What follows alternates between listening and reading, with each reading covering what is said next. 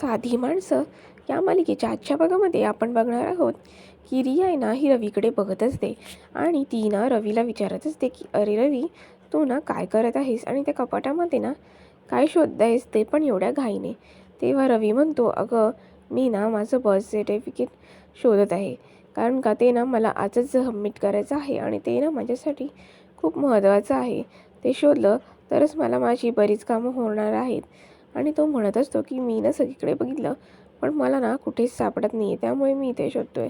त्यावरती रिया म्हणते की तुम्ही आपल्या कपाटामध्ये शोधलंत का? त्या फाईलमध्ये वगैरे असेल, तिथे एकदा बघून घेतलंत का?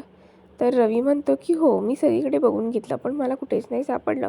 पण मी म्हणलो की या कॉमन ठिकाणी बघूया, म्हणजे कॉमन ड्रॉवरला बघितलं का तिथे असेल तर भेटून जाईल, असं तो म्हणत असतो. आणि तो ना खूप चिडलेला असतो, कारण का त्याला त्याचं डॉक्युमेंट भेटत नसतं आणि डॉक्युमेंट जर भेटले नाही तर त्याचं त्याचं आपलं काम होणार नाही असं त्याला वाटत असतं आणि तो खूप चिडलेला असतो. तेव्हा तिथे मीरा येते आणि मीरा म्हणते, तुम्ही दोघं जाऊन बसा, मी यांचं इथे शोधते, तुम्ही दुसरीकडे शोधा, मी इथे यांचं शोधते, असं बोलून ना ती शोधायला लागते. आणि ती खूप मनापासून शोधत असते आणि तिला खरंच या लोकांना मदत करायची असते. आणि ती रिया तर मात्र खूप घाबरलेली असते आणि चिडलेलीसुद्धा असते, कारण का रवी तिच्यावर वारंवार चिडत असतो. तेव्हाच मीराला ह्याचं बर्थ सर्टिफिकेट भेटतं आणि ती म्हणते, घ्या रवी भाऊजी, तुमचं ना बर्थ सर्टिफिकेट सापडलं. तेव्हा रवीला आनंद होतो खूप. रवी म्हणतो, थँक्यू वहिनी, तू ना माझं सगळं काम नेहमी सोपं करून देतेस. त्यावरती तो तिचे आभार मानत असतो आणि तिला चांगलं बोलत असतो. तिला म्हणत असतो, वहिनी तुम्हाला काय सांगू, मला ना हे आजच भेटणं खूप गरजेचं होतं, कारण मला आजच्या आज ते सबमिट करायचं आहे, नाहीतर माझं काही खरं नाही. बरं झालं तुम्ही शोधून दिलं आणि तुम्ही तिथे म्हणालात का मी शोधते म्हणून, असं तो तिचे आभार मानत असतो. त्यावरती मीरा म्हणते की त्यात काय यावं एवढं, दुसरं कोणाचं पण असं तरी मी दिलंच असतं ना शोधून, एवढं काहीच नाही, असं बोलून ती रवीला सांगत असते की सोडा आता विषय. असं बोलून झाल्यानंतर ती परत त्या फाईलमध्ये ना थोडंसं शोधाशोध करत असते आणि त्या कपाटामध्ये सुद्धा शोधाशोध करत असते की काहीतरी आपल्याला अजून भेटेल. म्हणजेच ती ना सत्याचं बर्थ सर्टिफिकेटसुद्धा त्याच्यामध्ये शोधत असते. त्यावरती रवी तिला म्हणतो की वहिनी आता काय शोधता तुम्ही, आता तर बर्थ सर्टिफिकेट भेटलं ना, आता येऊन इथे बसलात तरी चालेल. तेव्हा ती म्हणते की नाही, मी ना ह्यांचं पण शोधत आहे, म्हणजे सत्याचं पण बर्थ सर्टिफिकेट शोधत आहे, कारण का तुमच्या दोघांचं आहे तर त्याचं पण असणारच ना, असं तिचं म्हणणं असतं. म्हणून ती शोधत असते. त्याचवेळी तिथे आई येतात, म्हणजेच निरुपमा. तेव्हा ती म्हणते निरुपमाला की ह्यांचं पण बर्थ सर्टिफिकेट इथेच आहे ना? तर निरुपमा म्हणते हो आहे इथेच, तुला कशाला पाहिजे? ती म्हणते असंच पाहिजे. त्यावर मीरा म्हणते की तुमचं सांगा ना की ह्याचा जन्म कुठे झाला होता? तेव्हा निरुपमा आहे की ततापप्पा करू लागते आणि ती म्हणते की सिटी हॉस्पिटलला झाला होता. त्याच्यानंतर मीरा असे बरेच काही प्रश्न विचारायला सुरुवात करते, जे की निरुपमाला सांगायचे नसतात. तेव्हा निरुपमा म्हणते की तुला काय करायचं आहे गं? तू ना जरा गप्प बस, मला तुला काही सांगायचं नाही आहे आणि तू काय माझ्याकडे असे प्रश्न विचारू नको. आज एवढा प्रकार झालेला आहे ना, तू सगळा आवरून बस, समजलं? असं ती मीराला ओरडत असते आणि मीरा असते की शांतपणे सगळ्या गोष्टी विचारत असते की त्याचा जन्म किती वाजता झाला, कुठे झाला, त्याचा वाढदिवस कधी असतो, असं सगळं ती निरुपमाला विचारत असते. पण निरुपमाला मात्र ह्या प्रश्नांची उत्तरं असतात का नसतात, का ती काही गोष्टी लपवून ठेवते, हे तिचं तिला माहिती असतं. कारण का ती कशीही असली तरी तिचं त्याची खरी असेल तर त्याला माया करणं कंपल्सरी आहे. त्यावरती मीरा सगळं शांतपणे बघत असते की आई काय बोलत आहेत आणि किती रागवत आहेत. आणि इकडे गाडीमध्ये ना सत्या आणि मीराची ना ऑर्डरला जायची गडबड चालू असते.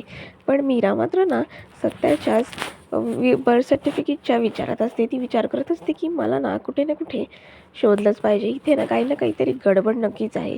हे जर भेटलं ना तर माझं ना कामच होऊन जाईल. मी त्याच्याच विचारामध्ये रमलेली असते. आणि त्याचवेळी ना तिच्या मोबाईलवरती फोन येतो की तिथे ना तिला फुलांच्या वाडी बनवून घ्यायची आहे. असं म्हटल्यानंतर ती ऑर्डर वगैरे सगळं घेण्याचं ठरवते आणि त्याच्यानंतर ती फोन ठेवून देते. त्यावरती सत्या म्हणतो की तुमचं बरं आहे, सण आले का तुम्हाला ऑर्डर भेटते असं तसं. त्यानंतर तो म्हणतो की इथे पण काय ऑर्डर द्यायची आहे का? त्यावरती तो तिला हसत असतो आणि तो तिची मजा पण घेत असतो. पण त्यावरती मीरा म्हणते की नाही, तिथून ऑर्डर घ्यायची नाही आहे तर तिथे ऑर्डर द्यायची आहे, असं ती म्हणत असते. त्यानंतर ती म्हणते का मी जर तुम्हाला काही प्रश्न विचारले तर तुम्ही त्याची मला पटापट उत्तरं द्याल का, म्हणजे न विचार करता तुम्ही मला त्याचं जे काही खरं उत्तर आहे ते तुम्ही मला सांगाल का? त्यावर सत्या म्हणतो हो हो सांगेन, तू सांग ना, असं म्हणत असतो. आणि मग तेव्हा आहे ना, तेव्हा मीरा त्याला सगळं विचारू लागते की तुमची ना बर्थ डेट काय आहे. तर असं विचारल्यानंतर ती म्हणते की तुम्ही सांगा, मला तर माहीत आहे, पण मला ना तुमच्या तोंडून ऐकायचं आहे, तुम्ही काय बर्थ डेटचे सांगत आहात. असं म्हटल्यानंतर ती थोडा वेळ विचारत जाते, कारण का सत्या हा काहीच बोलत नसतो. सत्यानंतर म्हणतो, अहो तुम्हाला माहिती तर आहे, आपण मागच्या वर्षी सेलिब्रेट तर केला, सप्टेंबरमध्ये माझा बड्डे असतो. हां का, असं तो बोलत असतो. त्याच्यानंतर मीरा मात्र शांत होते. त्यानंतर मीरा विचारू लागते की मग तुमचं हॉस्पिटल कुठल्या हॉस्पिटलमध्ये झाला. त्यावरती सत्या म्हणतो का मी हे कधी सुधाकरला सुद्धा विचारलं नाही, म्हणजेच त्याच्या वडिलांना त्यांनी कधीही विचारलंच नाही. त्यावर तो म्हणतो की जिथे पंकज आणि ह्याचा झाला तिथेच माझं पण झाला असेल, पंकज आणि रवीचं तिथे झाला असेल, तिथेच माझासुद्धा झाला असेल. त्यानंतर ती आहे ना सगळ्या गोष्टी हळूहळू विचारण्याचा प्रयत्न करत असते, पण सत्य आहे की तो तिला टाळाटाळ करत असतो. त्यानंतर मीरा ही त्याला ना तिचं पूर्ण नाव विचारते की तुझं पूर्ण नाव सांग. असं म्हटल्यानंतर सत्य त्याचं पूर्ण नाव सांगतो की सत्यवान सुधाकर गायकवाड. असं म्हटल्यानंतर मीरा पण हसायला लागते आणि ती काहीच बोलत नाही, पण ती मनातल्या मनात म्हणत असते की काही ना काही ना आपण शोधायलाच पाहिजे. तर सिटी हॉस्पिटलला जाऊन ही डेट आहे ना ही मॅच करायलाच पाहिजे की ह्या दिवशी सत्याचा बड्डे झाला होता का, म्हणजे त्याचा त्या दिवशी जन्म झाला होता का, खरंच ती त्याची जन्मतारीख आहे ना. असं तिला प्रश्न पडलेले असतात, कारण का तिच्या मनात नक्की काय चालू असतं हे फक्त आणि फक्त तिलाच माहीत असतं. आणि सत्याला तर ह्याविषयी काहीच कल्पना नसते की आपल्याबरोबर चाललं काय आहे आणि आपल्याला मीरा कशा संदर्भात हे एवढे सगळे प्रश्न विचारत आहे.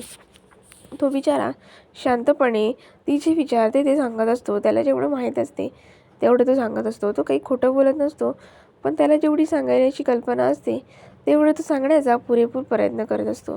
पण काही गोष्टी ज्या असतात ह्या त्यालासुद्धा लहानपणापासून कोणी सांगितल्या नसतात आणि त्याला माहिती नसतात. हां, त्याला जाणून घ्यायचं असतं, पण तरी पण त्याच्या नशिबाला काही वेगळेच संकेत असतात, त्यामुळे त्याला सांगितलं नसतं आणि त्याला त्या गोष्टी माहीतसुद्धा नसतात. आणि ह्याचा विचार मीरा करत असते आणि मीरा म्हणत असते का मी तर ह्यांच्याविषयी शोधून काढणार की नक्की विषय काय आहे आणि नवीन वर्षामध्ये जो काही मी पण घेतला आहे तो मी पूर्ण करणारच, असं ती मनाशी बोलत असते. आणि ती सांगत असते की चला मला ना आता ऑर्डर घ्यायची आहे, आपण जाऊया. असं बोलून ते लोक गाडीमधून निघण्याच्या तयारीमध्ये असतात आणि गाडीमधून निघत असताना आणि त्याचवेळी सत्या हा खूप हसत असतो, कारण त्याला ह्या सगळ्या गोष्टीची काहीच कल्पना नसते. तो मात्र शांतपणे सगळ्या गोष्टी ह्या मीराच्या ऐकत असतो आणि मीरा मात्र त्याला एकावरती एक असे प्रश्न विचारत असते. आणि तेव्हा ती विचारत असते, मग सांगा बरं तुमचं जन्म कुठल्या शहरामध्ये झाला. असं ती त्याला बरेच काही प्रश्न विचारत असते. त्यावरती सत्या शांतपणे तिला उत्तर देत असतो की हो, माझा जन्म सांगलीला झाला. आणि त्याच्यानंतर ती म्हणत असते की बरं मला सांगा तुमच्या सासूचं नाव काय आहे. असं म्हटल्यानंतर तो सासूचं नाव सांगतो की म्हणजेच मीराचं नाव काय आहे वगैरे असं तो सांगतो. आणि असं ऐकल्यानंतर इथे मीराला मात्र चांगलं वाटत असतं. आणि तेव्हा ना ती सत्याला असे बरेच काही प्रश्न विचारत असते, पण सत्य आहे की तो प्रश्नांची उत्तरं देतच असतो, पण त्याचं मध्ये मध्ये लक्ष आहे ना हे मीराकडे जात असतं. आणि तो मीराला ना तिच्या सुंदरतेची स्तुती करत असतो, म्हणत असतो की अशी मुलगी ना पूर्ण माझ्या सांगलीमध्ये कुठेच भेटणार नाही. पूर्ण सांगलीमध्ये ना वन अँड ओनली फक्त आणि फक्त माझी बायको आहे, ती इतकी सुंदर आहे आणि ती फक्त आणि फक्त मलाच भेटली आहे. असं बोलल्यानंतर मीरा म्हणते आता बास झालं, आता ह्याच्यावर जास्त चर्चा नको. असं ती म्हणत असते, पण सत्य आहे की तो तिला विचारतच असतो आणि तो तिला तिचं कौतुक हे करतच असतो, कारण का त्याचं तिच्यावरती प्रचंड प्रेम असतं आणि ते व्यक्त करायला त्याला एवढी काही संधी भेटत नसते. म्हणून जेव्हा संधी भेटत असते तेव्हा तो तिची स्तुती करत असतो आणि तो तिच्या बरोबर आहे असं तिला सतत दाखवून देत असतो आणि तिला म्हणत असतो का तू घाबरू नकोस गं, तुझ्या प्रत्येक प्रॉब्लेममध्ये मी तुझ्या पाठीशी कणखरपणे उभा असणार आहे, असं तो तिला आश्वासन देत असतो. आणि त्यानंतर मीरा म्हणत असते की ठीक आहे, आता सगळं जर झालं, पण आता तुम्हाला तुमच्या बायकोविषयी तर तुम्हाला काही माहीत आहे का, तिच्याविषयी तुम्हाला काय माहीत असेल ते सांगा. तेव्हा सत्या म्हणतो की माझी बायको ना अख्ख्या सांगलीमध्ये वन अँड ओनली आहे. इथे अख्ख्या सांगलीमध्ये कोणालाही विचारलं ना की इथे मीरा कुठे राहते तर ते ना आपल्याच घरी आणून सोडतील. आणि मीरा तिला लाडाने धूमकेतू बोलतो, कारण ती माझ्यासाठी धूमकेतू आहे आणि ती ना सगळ्यात सुंदरसुद्धा आहे. असं म्हटल्यावरती मीरा तर एकदम शांतपणे ऐकत असते. आणि तेव्हा सत्या म्हणत असतो की तिला ना फुलं जास्त आवडतात, कारण ती फुलासारखी गोड आहे आणि ती ना माझ्या आयुष्यात आल्यापासून माझे आयुष्य खूप बदलले आहे, खूप चांगलं झाले आहे असं बोलल्यानंतर इथे मीरा मात्र खूप हसू लागते आणि तिला खूप चांगलंसुद्धा वाटत असतं. पण ती मनातल्या मनात विचार करत असते की ना हे लवकरात लवकर शोधून काढलं पाहिजे की यांचा जन्म कुठे, कधी आणि कसा झाला असेल, काय झालं असेल, असं ती विचार करत असते. आणि तेव्हा संक्रांतीला साडी घेण्यावरून सुद्धा विषय होतो. तेव्हा सत्या म्हणतो का मी ना तुम्हाला साड्या घेऊन टाकेन, असं तो म्हणत असतो. आणि त्याच्यानंतर तो म्हणतो का मी तुम्हाला ना एक नाही तर 2 साड्या घेईन. त्यावरती मीरा मात्र खूप हसू लागते आणि तो म्हणत असतो मी घेईन हो तुम्हाला 2 साड्या, तुम्ही टेन्शन घेऊ नका. त्यावर मीरा म्हणते नको मला एकच घ्या, 2 घेतल्यात तर एक तुम्हाला घालावी लागेल आणि एक मला घालावी लागेल. असं म्हटल्यानंतर दोघं विनोद करत असतात आणि गप्पा मारत असतात. आणि इकडे घरी मात्र आजी ही निरुपमाला म्हणत असते की बघ निरुपमा, बघता बघता वर्षातला पहिला सणसुद्धा आला आणि आता संक्रांत आली आहे, तर तू लक्षात आहे ना तुझ्या की तुला काय करायचं आहे? कारण का रियाची ही पहिली संक्रांत आहे आणि काय काय करायचं असतं आणि कसं कसं करायचं असतं या सगळ्या गोष्टी तुला माहीत आहेत ना? त्यावर निरुपमा म्हणते अरे हो सासूबाई, मी कसं काही विसरली की आता संक्रांत आली आहे आणि रियाचं हळदीकुंकू करायचं आहे. असं म्हणल्यानंतर तिथे रिया पण सुद्धा आली असते. ती म्हणते माझं हळद कुंकू म्हणजे काय? ॲक्च्युली म्हणजे रियाला ना ह्या सगळ्या गोष्टी माहीतच नसतात, कारण का रिया ही वेगळ्या क्लायमेटमध्ये वाढलेली मुलगी असते. त्यामुळे तिला हळदी कुंकू ही काय कन्सेप्ट आहे ही माहीतच नसते. आणि ती ना घरातल्या सगळ्यांनाच प्रश्न विचारत असते की हळदी कुंकू काय आहे मला सांगा आणि का करायचं आहे ते पण सांगा. त्यावरती तिला निरुपमा सांगत असते की हळदी कुंकू हे सौभाग्याचं लेणं असतं आणि ते नवीन लग्न झाल्यावर संक्रांतीला करायचंच असतं. म्हणजे छानपैकी आपण काळी साडी घालायची असते, तिळगुळ बनवायचे असतात आणि आपल्याकडे काही लेडीज येणार त्यांना आपण हळदी कुंकू त्यांच्या डोक्याला लावायचं असतात. असं बोलल्यावरती ती म्हणते अच्छा ओ वाव, बड्डेसारखंच करायचं आहे का? त्यावरती तिला आजी म्हणते अगं थांब जरा ऐकून घे, तुझं काहीतरी वेगळी हे होत आहे, तू जरा थांब आधी ऐकून घे. असं म्हटल्यानंतर रिया पण विचारात पडलेली असते. तेव्हा निरुपमा सांगू लागते की हां तुला तिळगुळाची वाडीसुद्धा भरावी लागणार आहे, म्हणजे तुला हलव्याचे दागिनेसुद्धा घालावे लागणार आहेत. असं म्हटल्यानंतर देविकासुद्धा बघत असते आणि तेव्हा रिया आहे की तिला काही समजतच नसतं. ती म्हणते तुम्ही मला ना काय बोलताय ते समजत नाही आहे, तुम्ही ना मला सगळं नीट सांगा, समजून सांगा, जे काय आहे ना ते मला पटेल, पण तुम्ही ना व्यवस्थित मला सांगा की काय करायचं आहे, आपण काय द्यायचं आहे, वाण म्हणजे काय वगैरे सगळं. त्यावरती निरुपमा सांगत असते की अगं त्याच्या बायका आल्या असतात ना, त्यांना आपण काहीतरी असं गिफ्ट म्हणून त्यांना द्यायचं असतं आणि तुला ना हलव्याचे दागिने घालायचे असतात, म्हणजे तिळगुळपासून बनवलेले दागिने हे तुला त्या दिवशी घालायचे असतात. हे अतिशय सुंदर असतं आणि हे खूप शुभ असतं, हे तुला करणं गरजेचं आहे. असं म्हटल्यावर ती म्हणते की ठीक आहे, म्हणजे बड्डेसारखं करायचं आहे, आपण कसं बड्डेला एखाद्याला रिटर्न गिफ्ट देतो तसं आपण करायचं आहे ना. आणि तेव्हा निरुपमा आहे की ती सगळं सांगत असते की आपण ना कसं कसं महिलांना वाण वगैरे द्यायचं आणि ती असं सगळं सांगत असताना इथे आजीला तर बरंच काही चांगलं वाटत असतं की निरुपमा आपल्या सोनेला कशी बोलत आहे. त्यावरती म्हणत असते निरुपमा की त्यांना असं छान वाण द्यायचं, त्यांच्या पाया वगैरे पडायचं, तिळगुळ वगैरे द्यायचं आणि हा सण आहे ना आनंदाने छानपैकी सेलिब्रेट करायचा. असं म्हटल्यानंतर इथे देविका म्हणत असते की रिया तू बघ सगळं ऐक. त्यावरती रिया म्हणत असते की हो आपण एक काम करू ना, सोन्याचे इयरिंग्सच देऊन टाकू. असं म्हटल्यानंतर इथे देविकाला तर खूप टेन्शन आहे. देविकाचं तोंड आहे ना छाने वाजतं आणि तेव्हा निरुपमा म्हणते की अगं एवढं महागडं द्यायचं नसतं, साधंसं असं काहीतरी द्यायचं, सोन्याची वस्तू असं काही द्यायचं नसतं. त्यावरती रिया म्हणते की अहो आई असू दे ना, थोडंसं द्यायचं आहे ना आपल्याला, आपण छोटे छोटे एक कानातले देऊन टाकू. असं म्हटल्यानंतर आजीसुद्धा म्हणते की एवढं काही द्यायचं नसतं, साधंच काहीतरी साबण किंवा कंगवा द्यायचा असतो. असं म्हटल्यानंतर निरुपमा पण तिला सांगत असते की हां एवढं हेवी असं काही द्यायचं नसतं, साधंच असं काहीतरी द्यायचं असतं. त्यावरती रिया म्हणते की मला ना आता खूप एक्साइटमेंट झाली आहे का मी ना कधी करत आहे. त्यावरती निरुपमा म्हणत असते की हो हो होईल, सगळं काही व्यवस्थित होईल, तू नको टेन्शन घेऊ, तू ना सगळी व्यवस्थित राहा, असं ती म्हणत असते. आणि त्यावरती इथे रिया असते ना ती विचारत असते की पण हे नक्की करायचं काय आहे ते मला सांगा. त्यावरती इथे आजी म्हणत असते की निरुपमा सांग तिला काय होत आहे, म्हणजेच कसं करायचं आहे. आणि ती इथे रिया प्रचंड हसत असते, कारण का निरुपमाचा झालेला अपमान हा रियाला आवडत असतो. तेव्हा रिया आहे ना ही निरुपमाला विचारत असते की हे करण्यामागे ना कारण काय आहे. तेव्हा आजी म्हणते की अगं निरुपमा सांग तू तिला की का करायचं असतं. तेव्हा निरुपमा म्हणते की ते ना करायचं असतं असं ती म्हणत असते बाकी तिला कारण माहीत नसतं. त्यावर आजी म्हणते अगं तुला एवढी वर्ष झाली लग्नाला आणि तुला तिसरी सून आली तरी तुला माहीत नाही. तर तिला म्हणत असते की सांगते. तेव्हा निरुपमा म्हणते का मी ना सांगते, सगळं मी सांगेन. त्यावर आजी म्हणते राहू दे, मी सांगते तिला काय आहे. तेव्हा ती सांगते की पहिले जमान्यामध्ये असं सगळं करत होती आणि त्याच्यामागे बरीच अशी कारणं आहेत की जेणेकरून आपल्या आजूबाजूच्या महिला आहेत ना ते एकत्र याव्या आणि नवीन सुनेची ओळख व्हावी आणि त्यांना वाण दिल्यामुळे त्या सगळ्यांमध्ये एकमेकींमध्ये गोडी व्हायचे. असं म्हटल्यानंतर निरुपमा म्हणते की हो हो मी ना सगळं तिला सांगते, मी तिला घेऊन जाते. असं बोलून ती ना तिथून घेऊन जाते. आणि नंतर इकडे मीरा आहे ना ही हॉस्पिटलला आलेली असते आणि ती हॉस्पिटलला येऊन त्या रिसेप्शनिस्टला म्हणते की मला ना थोडेसे रेकॉर्ड चेक करायचे आहेत, म्हणजे 1980पासूनचे ते 2000पर्यंतचे मला रेकॉर्ड हे चेक करायचे आहे. त्यावरती रिसेप्शनिस्ट म्हणत असते की असं काही कोणाला परमिशन नाही आहे जाण्याची. त्यावरती इथे मीरा म्हणते का मी ना हेड ऑफिसवरून आली आहे. असं म्हटल्यानंतर ती रिसेप्शन तर खूप घाबरते आणि ती म्हणते की मॅडम काय झालं आहे. त्यावरती ती म्हणते की तुमच्या ना हॉस्पिटलवरती धाड पडणार आहे, त्यासाठी ना मला आधी बघणं गरजेचं आहे. तर ती म्हणते की असं आहे का. तर ती पूर्णपणे घाबरली असते आणि तेव्हा मीरा म्हणते की हे बघा तुम्ही जर मला सांगितलं नाही, तुम्ही जर मला मदत केली नाही तर ह्याच्यामध्ये तुमच्याच हॉस्पिटलचा लॉस आहे आणि जर लॉस झाला तर तो कोणामुळे होणार आहे, तर तुमच्यामुळे. हे सगळं जे काही होत आहे ते फक्त आणि फक्त तुमच्यावर येणार आहे, त्यामुळे तुम्ही मला थोडं सहकार्य करा. त्यावरती ती म्हणते का मी ना थोडं सरांना विचारते.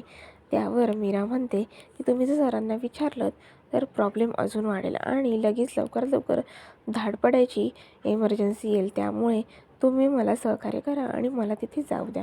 असं म्हटल्यानंतर ती मुलगी म्हणते ठीक आहे, मी तुम्हाला तिथे जाऊ देते, पण तुम्ही हे सगळं जे काम आहे ना ते लवकरात लवकर करा, कारण का हे थोडं रिस्की आहे. असं म्हटल्यानंतर मीरा म्हणते की हां मी करेन, तुम्ही काही टेन्शन घेऊ नका, असं ती म्हणत असते. आणि त्याचवेळी तिथे एक बॉड बॉय येतो आणि तो तिला तिथे घेऊन जातो. आणि इकडे घरी आहे ना निरुपमा ही रियाला सगळ्या गोष्टी सांगत असते की आपण हळदी कुंकू कसं करायचं आहे आणि तुला काय काय करायचं आहे. त्यावरती निरुपमा सांगत असते की तुला ना छान काळी साडी घालायची आहे, मस्त हलव्याचे दागिने घालायचे आहेत आणि तुला ज्या काही बायका येतील त्यांना छान हळदी कुंकू द्यायचं आहे आणि त्यांना चांगलं असं छोटंसं वाण द्यायचं आहे. छोटंसं वाणमध्ये काहीतरी गुळाची ढेप, साखर, चहा पावडर किंवा साबण, कंगवा असं काहीतरी छोटंसं तुला जसं परवडेल तर तुला साधंसं असं काहीतरी द्यायचं आहे, असं महागडंसं काही द्यायचं नाही आहे. हां, आणि जर तुला काहीतरी महागडं द्यायचं असेल तर त्याच्यामध्ये ना तुला घरातली कोणतरी एक अशी स्पेशल व्यक्ती असेल, तिला तू एकदम असं स्पेशल काहीतरी देऊ शकतेस. आणि तिचं स्पेशल बोलताना ती स्वतःकडे हातवारे करत असते आणि तेव्हा इथे रिया म्हणत असते स्पेशल म्हणजे नक्की काय. त्यावर ती निरुपमा म्हणते की अगं स्पेशल म्हणजे तू जी बोलली होतीस ना का मी कानातले वगैरे देणार आहे, ते तू घरातल्या कुठल्या तरी एकाला तू देऊ शकतेस, जेणेकरून ती व्यक्तीसुद्धा खुश होईल आणि तुझी इच्छासुद्धा पूर्ण होईल.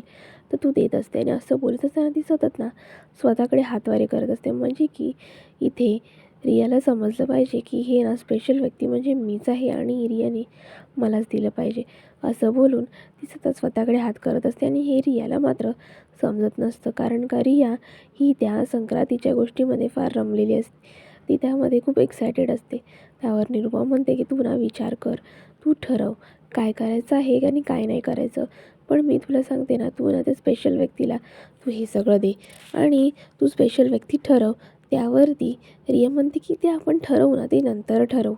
त्यावर निरुपमा म्हणते की तू ना असं असं माझ्यासारखंच ठेव, म्हणजे ती ना स्वतःकडे हात करून जणू काही तिला सांगत असते की तू स्पेशल व्यक्ती ही मलाच बनव. पण रिया मात्र ह्या सगळ्या गोष्टी इग्नोरच करत असते. आणि इकडे बाहेर ना देविका हे सगळं कान लावून ऐकत असते. देविका म्हणत असते की ती ही बाई चाप्टर आहे, आपल्या स्वतःच्या सुनेला खोटी ठरवत आहे आणि आपल्या स्वतःच्या सुनेला फसवत आहे. असं बोलून ते तिथे विषय संपतो आणि त्यानंतर रिया आहे ना ही बाहेर जायला निघते आणि त्यानंतर देविकाला भेटते. देविकासुद्धा मनातल्या मनात विचार करत असते की काय चालू आहे आणि काय नाही.